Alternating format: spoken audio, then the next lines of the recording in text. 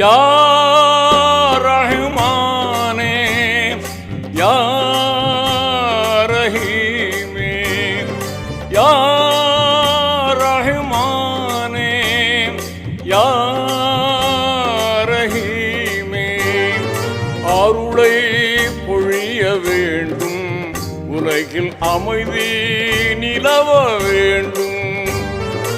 அருளை பொழிய வேண்டும், உலகில் அமைதி நிலவ வேண்டும்.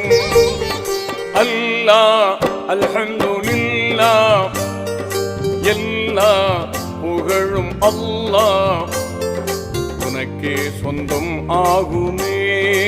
அல்லாஹ் உனக்கே சொந்தம் ஆகுமே.